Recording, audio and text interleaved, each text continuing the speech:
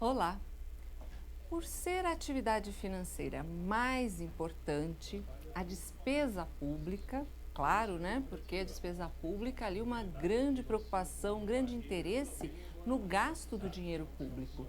E por ser então a atividade mais importante, mais regrada, a Lei de Responsabilidade Fiscal, a Lei Complementar 101 de 2000, traz uma série de normas, uma série de regras, muitas realmente, que nós vamos ver aqui sobre a classificação da despesa pública na Lei de Responsabilidade Fiscal. Começando pelo artigo 16 da Lei de Responsabilidade Fiscal, que exige que na execução da despesa, qualquer ação, qualquer atividade do governo que implique em despesa, ou seja, tudo, né? É difícil falar de uma atividade estatal que não implique em despesa, vai ter que cumprir essas exigências. O artigo 16, no inciso 2, fala do ordenador de despesa declarando, né, comprovando que essa despesa tem compatibilidade orçamentária. Eu até inverto aqui porque isso é o primeiro requisito, é o mais importante de tudo. O ordenador de despesa, aquele que vai ordenar e realizar a despesa, declara que essa despesa tem compatibilidade com o plano plurianual, tem compatibilidade com a lei de diretrizes orçamentárias e tem autorização pela lei orçamentária anual. Ou seja, essa despesa tem compatibilidade orçamentária total, por isso ela pode ser realizada.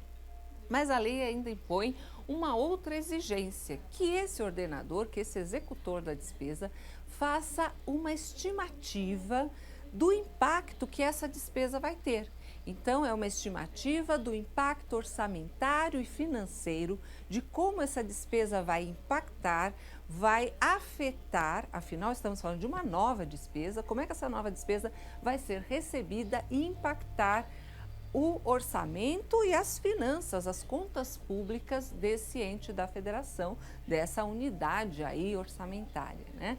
Então, esse ordenador faz a estimativa orçamentária, a estimativa financeira para o próprio exercício e mais 2 exercícios, porque essa atividade financeira, essa nova despesa, poderá impactar ainda por mais algum tempo as contas públicas e a execução orçamentária.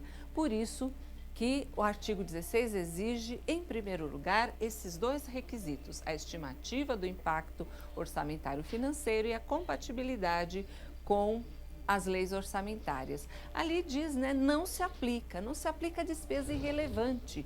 O que é despesa irrelevante? Uma despesa pequena. Só que o que é irrelevante para o Estado, para o município, para a União, para cada Estado, para cada município é diferente. Então, a lei de diretrizes orçamentárias obrigatoriamente vai definir para aquele Estado, para aquele município, e a LDO da União vão definir o que é despesa irrelevante. E essa despesa irrelevante, que é uma despesa pequena, não precisa ter toda essa formalidade de declarar a compatibilidade orçamentária e de fazer uma estimativa do impacto, porque o impacto orçamentário financeiro da despesa irrelevante será provavelmente pequeno, né? Espera-se que é pequeno.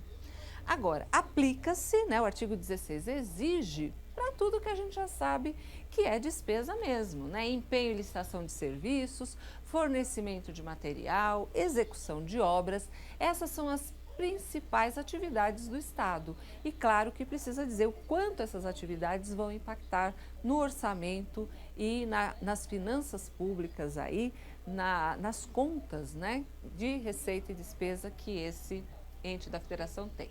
Também é obrigatório para desapropriação, né? No caso de desapropriação de imóveis urbanos, quando uma autoridade administrativa quer desapropriar, a primeira coisa que ele tem que fazer é essa estimativa do custo que essa desapropriação vai ter e como que essas desapropriações todas vão impactar as contas desse estado ou desse município. Depois nós temos ainda na Lei de Responsabilidade Fiscal uma classificação, um regramento para despesas obrigatórias correntes de caráter continuado. Olha quantos requisitos. Em primeiro lugar, despesas obrigatórias, por quê? Porque elas estão determinadas pela lei ou foram assumidas em contrato. Existe uma obrigação de cumprir essa despesa. Ela é uma despesa obrigatória, não vai poder deixar de ser cumprida. Segundo, ela é corrente. É bem aquela despesa que não vai gerar patrimônio público, uma despesa que vai diminuir o patrimônio. Então, para essa despesa, precisa obedecer requisitos a mais. E ela tem caráter continuado. Se não bastasse, né, ser obrigatória, ser corrente, ela ainda vai durar muito tempo. Ela vai durar mais do que 2 anos. Essa despesa corrente de caráter continuado, ela vai ser uma despesa com prazo, uma ocorrência maior do que 2 anos. E é isso que o artigo 17 diz, que a execução dessa despesa vai ser de prazo superior a 2 anos e essa despesa precisa obrigatoriamente, em primeiro lugar, ter compatibilidade com as leis orçamentárias, porque realmente é uma despesa que vai durar muito, então tem que estar prevista no plano plurianual, um plano de aplicabilidade, de programação de 4 anos, uma durabilidade, uma vigência de 4 anos. Então precisa constar lá, porque ela é uma despesa de caráter continuado.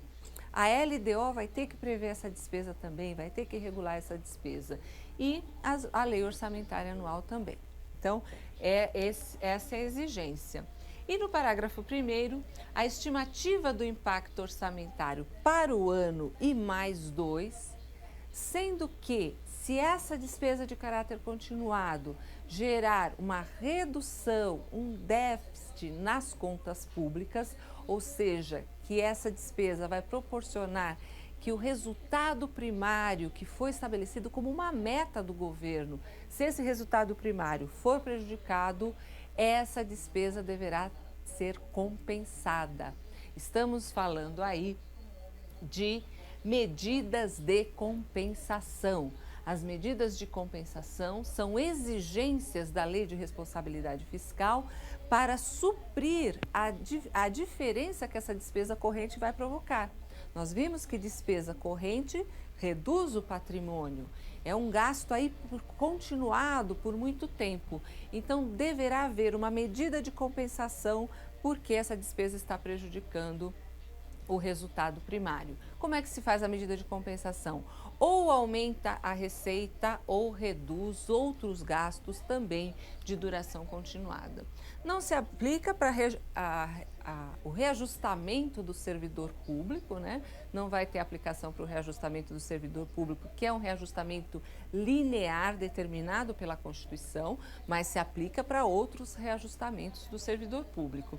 E também não se aplica para a dívida pública, para o serviço da dívida, o pagamento de juros, não vai precisar de toda essa exigência aí, tanto da estimativa do impacto orçamentário financeiro, como da reposição aí do déficit em relação ao resultado primário.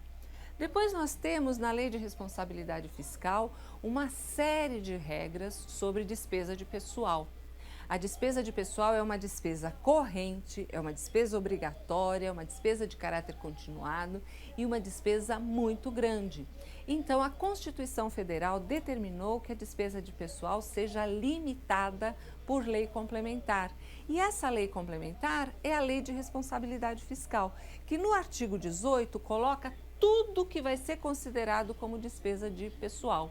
Todos os pagamentos de todos os servidores públicos, civis, militares, todos os mandatários, prefeito, governador, presidente, deputado, senador, todos e todas as formas de remuneração, salário, hora extra, gratificações e até encargos sociais.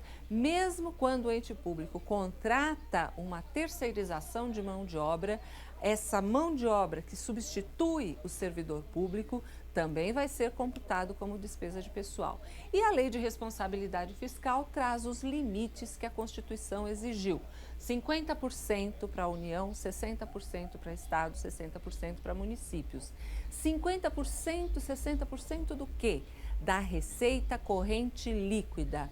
Tudo que esse ente da federação arrecadar como impostos, de origem de impostos e ainda o que esse ente da federação recebe de transferências constitucionais, que são transferências que a Constituição determina para distribuição dos impostos também. Então, essa receita corrente líquida vai ser a base para calcular 50% para a União, 60% para estados e municípios. Tá?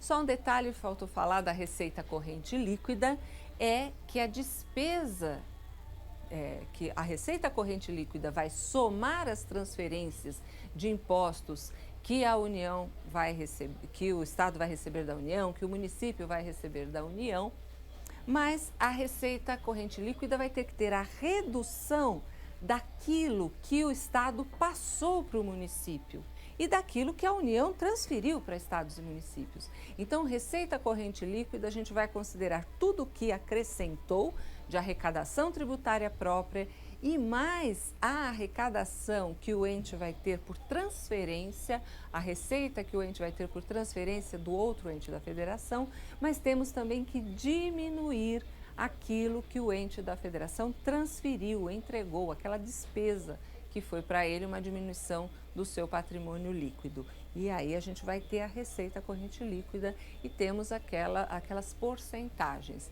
Lembrando também a vocês que a Lei de Responsabilidade Fiscal estabelece sublimites para cada um dos poderes. Então, o Poder Judiciário, o Poder Legislativo e o Poder Executivo também têm limites a serem obedecidos. E se qualquer dos poderes acabar ultrapassando esse limite, vai prejudicar o ente da federação integralmente. Não importa que foi só o judiciário, não importa que foi só o legislativo.